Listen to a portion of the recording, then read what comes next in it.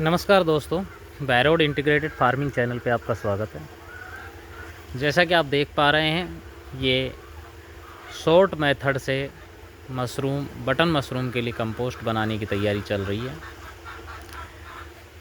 हमने इसमें जो भी इंग्रेडिएंट डालने हैं वो सभी डाल के और अच्छी तरह से उनको मिक्सअप करके और इसमें ढेरी बना दी है। और इस तरह से ये पाइप, जैसे कि मैंने पिछले वीडियो में भी दिखाया कि पाइप में छेद करके 6-6 इंच पे छेद करके और इस तरह से पन्नी से इसको ढक दिया है काले तिरपाल से। और पाइपों के मुंह ओपन रखने हैं ताकि अमोनिया रिलीज होती रहे।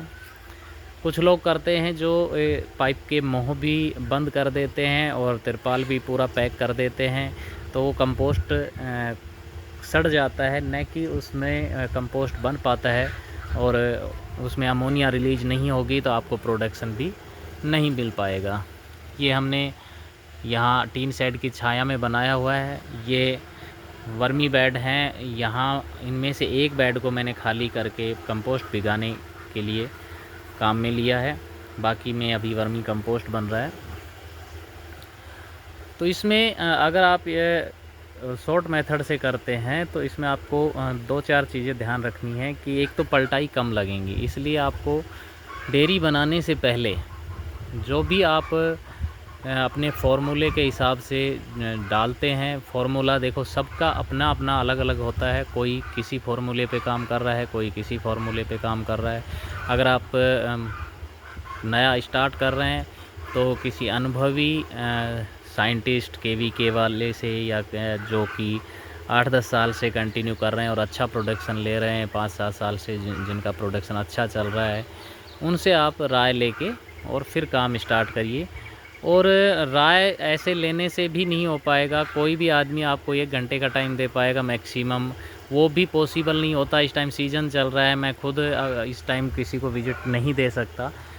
तो उसके लिए सबसे अच्छा तरीका होता है या तो आप किसी रिलायबल जगह पे ट्रेनिंग लें, या फिर किसी फार्मर के साथ आप काम करें, 15 दिन या 1 महीने उनके साथ काम करें और वो कैसे क्या क्या प्रोसेस करते हैं वो आप प्रैक्टिकली उनसे सीखें। तो इस तरह से आप मशरूम सीख के प्रॉपर और फिर ही करें, क्योंकि मशरूम में सीखने के बावजूद भी मुझे लगता है कि 2-3 साल का टाइम जो होता है कंटिन्यू सीखने का ही टाइम होता है। मेरे पास इंटीग्रेटेड फार्मिंग सिस्टम है जिसमें पोल्ट्री, फ़िश, पर्ल सभी चीज़ें हैं, लेकिन मैं खुद ये मान के चलता हूँ कि मशरूम काफ़ी सावधानी वाला काम है और काफ़ी मेहनत और पैसे लगते हैं और काफ़ी ज़्यादा रिस्की फार्मिंग है, क्योंकि इसमें एक छोटी सी गलती भी आपके पूरे फार्म को ख़त्म कर सकती है। यूट्यूब वगैरह पे आप बड़े-बड़े वो सपने दिखाते हैं आपको कि करोड़ों कमाओ, इतने कमाओ, 10 बाई 10 में लाखों रुपए की इनकम। ऐसा कुछ भी नहीं होता है। 10 बाई 10 रुपए में लाखों की इनकम किसी भी फार्म पे नहीं होती, किसी भी फार्मर को नहीं होती है। इसके लिए आपको काफ़ी मेहनत करनी पड़ती है, काफ़ी इन्वेस्टमेंट करना पड़ता है और बहुत ज़्यादा नॉलेज की ज़रूरत पड़ती है। तो इन बहकाओं में ना आए। ये आजकल मैं देखता हूँ कुछ तो न्यूज़, यहाँ तक कि यूट्यूब ही नहीं, न्यूज़पेपर वाले भी बढ़ा चढ़ा के बताते हैं कि इतनी कमाई, इतनी कमाई। ठीक है, फार्मिंग में आप ऐसा कुछ भी नहीं है कि आप कुछ भी उगा लो, उसमें इतना नहीं है कि आप रातों रात करोड़पति बन जाएंगे। हाँ, ये कह सकते हैं कि मशरूम एक अच्छा धंधा है और ये किसान के लिए काफ़ी अच्छा होता है, क्योंकि किसान के पास जो वेस्ट चीज़ें हैं वो भी इसमें काम आ जाती हैं। जैसे कि अपना भूसा बचा हुआ है, भूसा काम में ले लिया, सरसों का, गेहूं का, जौ का, इस तरह से जो भूसे हैं वो काम में ले लिए।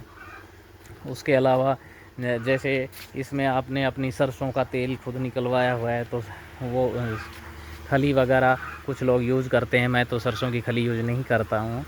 और दूसरी चीज़ें जैसे किसान के पास ही खाद वगैरह जो उपलब्ध होते हैं, उनसे आप जैसे यूरिया, डीएपी वगैरह, यूरिया और एसएसपी वगैरह, जैसे डीएपी भी कुछ यूज़ लेते हैं, मैं उसको काम में नहीं लेता और लेना भी नहीं चाहिए। ठीक है, तो इस तरह से चीज़ें। बाकी जैसे साथ में आप अपना गोबर भी आपके पास उपलब्ध होता है, क्योंकि किसानों के पास गाय भैंसें होती हैं, तो अपना घर का गोबर हो जाता है केसिंग वगैरह के लिए। तो इस तरह से किसानों के लिए ये काफ़ी अच्छा एक एक्स्ट्रा इनकम का सोर्स हो सकता है, लेकिन ये नहीं है कि आप इससे बहुत ज़्यादा करोड़ों रुपए कमा लेंगे।